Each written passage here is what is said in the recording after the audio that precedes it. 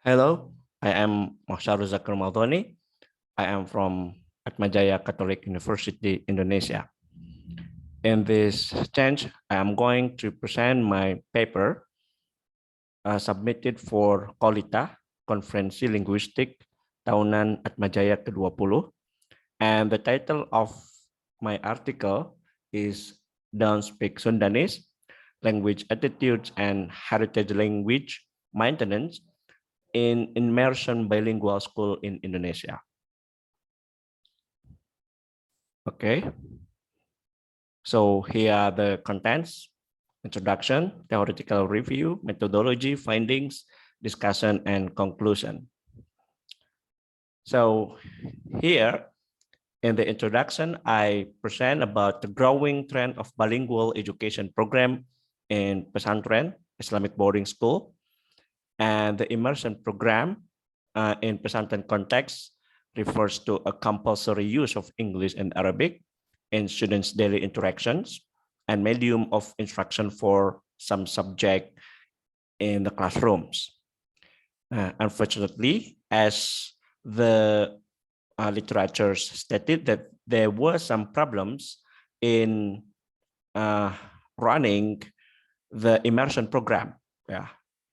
In this case, in the Western context, that we found social and political complexities, and also the immersion program will lead to to the gradual loss of heritage language, and it is also reported that this kind of immersion program leads to the first language loss.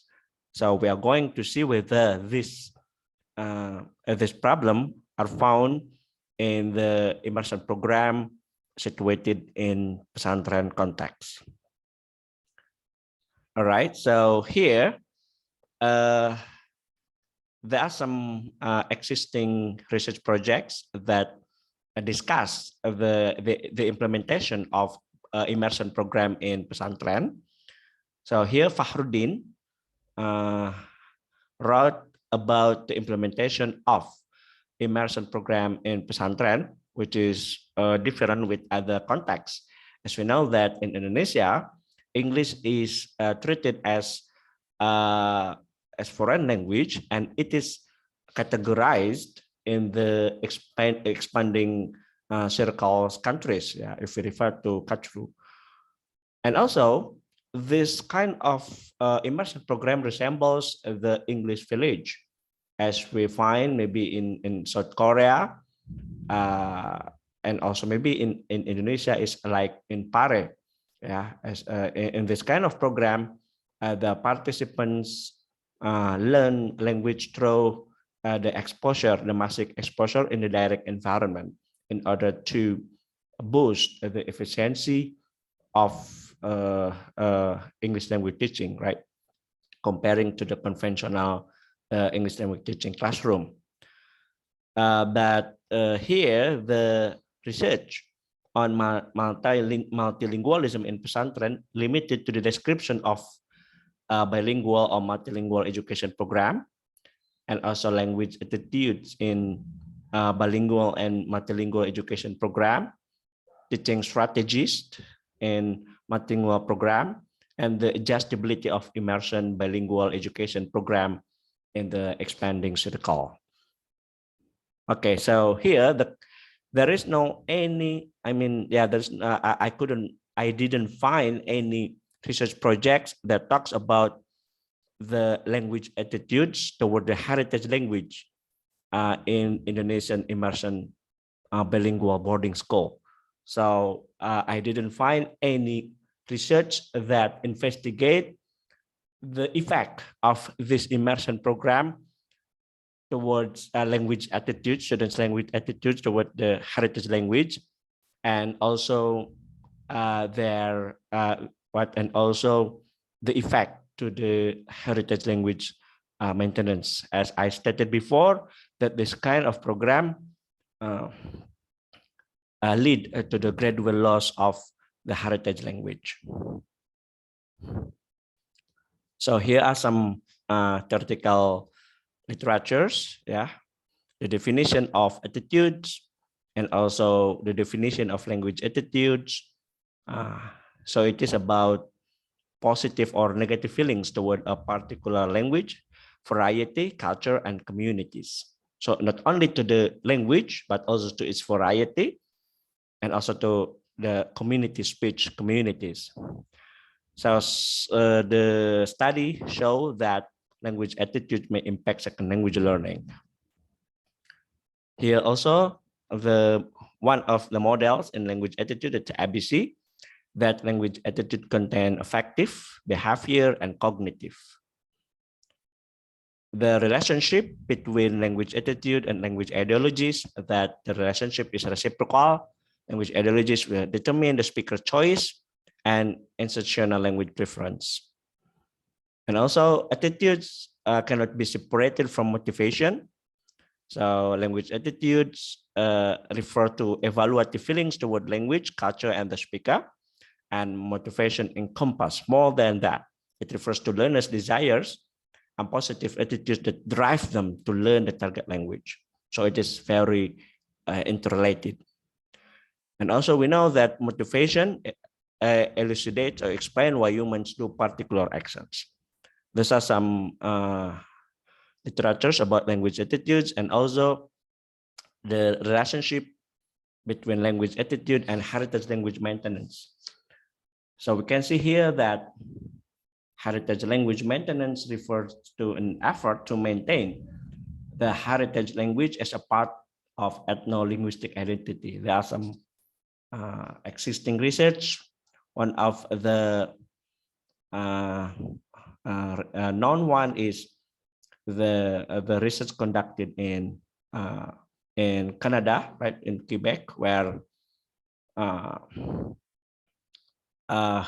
people today try to, when the immigrant come to the host country, they will have some linguistic problem. They will find a dilemma that the children will speak or will learn the dominant language existed in their direct environment.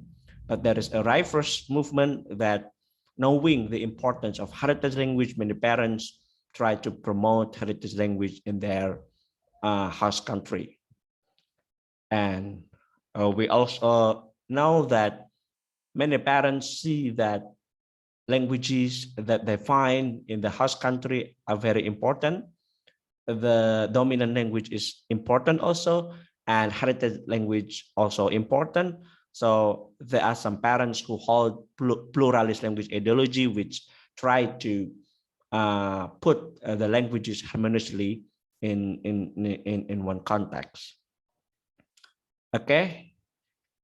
So here we find that language attitudes is the essential factors of heritage language maintenance. China's parents in America, in the United States, try to promote heritage language to their children, but unfortunately the direct environment that the students find outside the house do not give them massive exposure to the heritage language. Okay.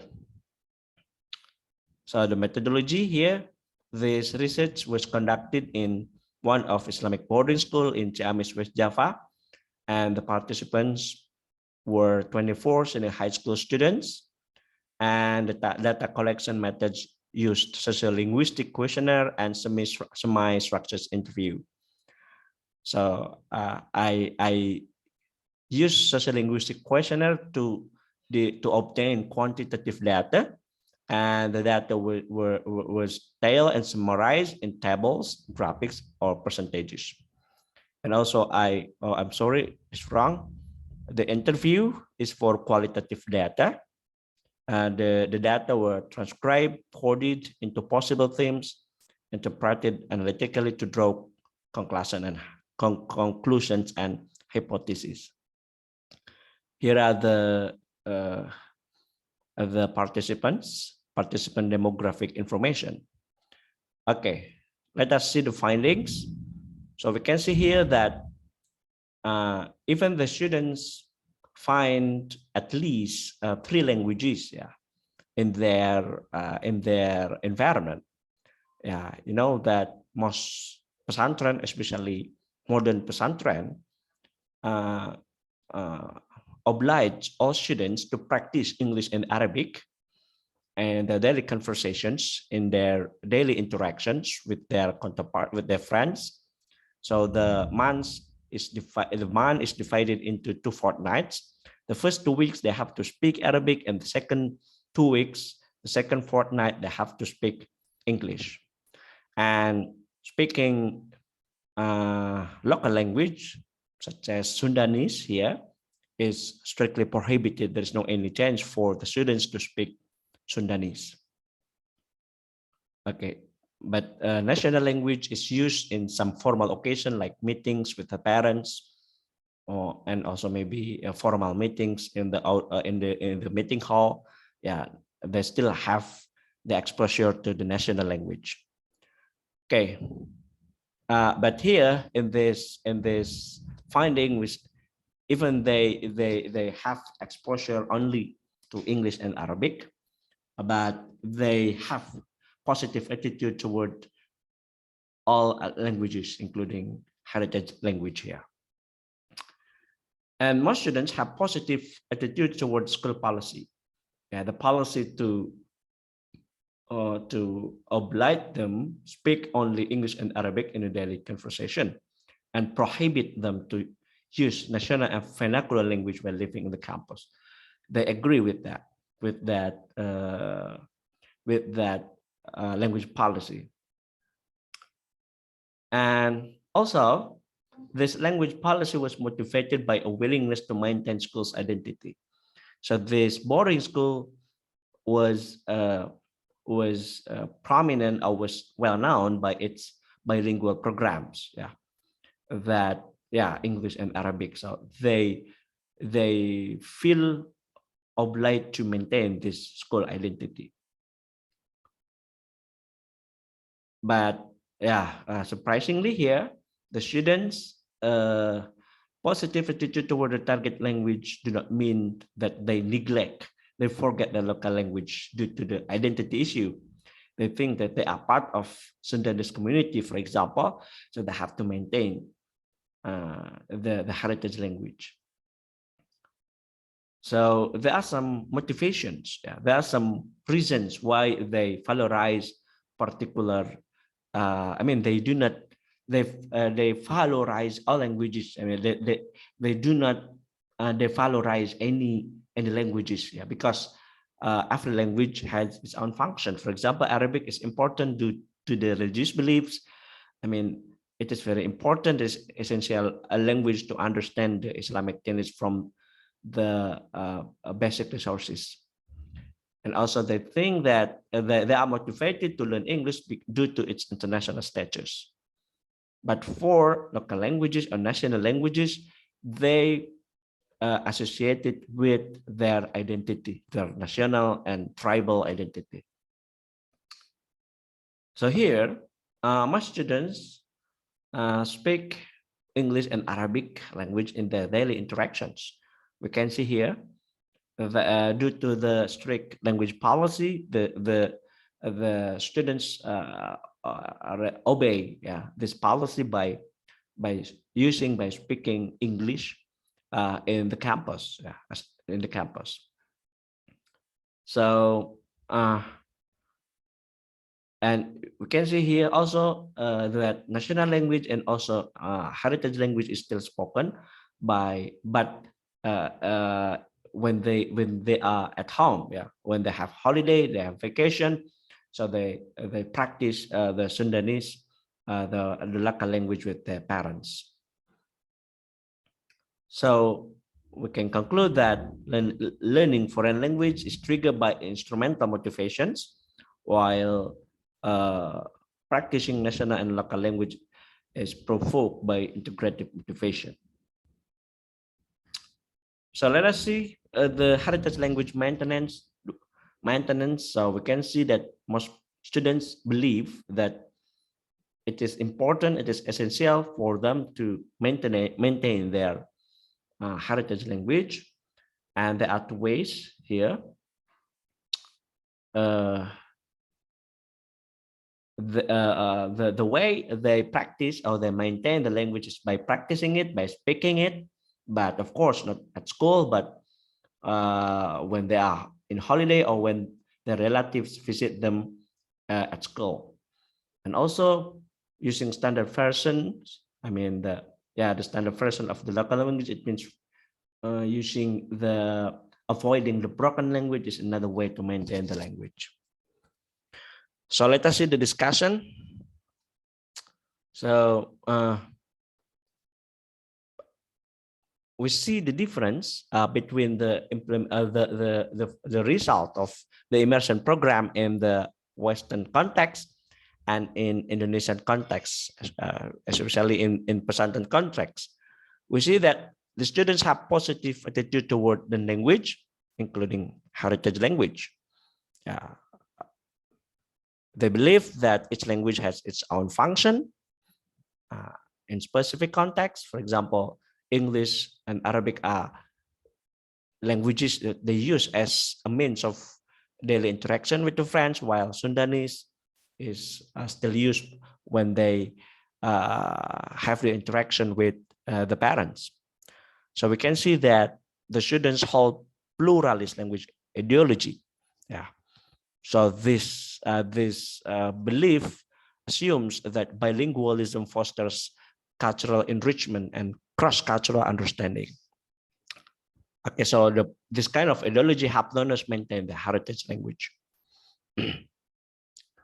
So you can see here that what makes difference between the result in Western context and pesantren context, that the immersion program in pesantren is located in expanding circle. So learners, even the students have massive exposure in using English at school, but the broader environment still consider Sundanese and national language as dominant language. So we can see here, according to Block, that learners are not mediated by immediate and broader environments of the communities of practice in which they participate. So the result will be different. Yeah.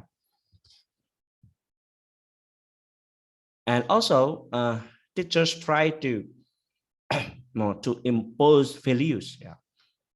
To impose values in this immersion program by using the metaphor, like language is our crown. Yeah. So the crown should be put in the good place. So one of the ways is by practicing it, by using the languages. So English and Arabic are considered as the school crown. So in this kind, if we use the COP framework, learners try to acquire international language, international competence. Yeah, can be considered as part of communities of the students who do not obey this. This value will be considered as deviant. So we can see here that attitude trigger behaviors, motivation, the positive attitude toward the heritage language motivate them to practice, to maintain the heritage language. So there are two main ways to maintain the heritage language. The first one is by practicing the language, and the second one is using the standard version. So the conclusions, the students have positive attitude toward the heritage language. So this informs us that the immersion program in the FL setting doesn't lead to the gradual loss of heritage language. And there are two ways to maintain the heritage language: practicing it and using the standard version of the language. Okay, thank you. That's all. Thank you very much.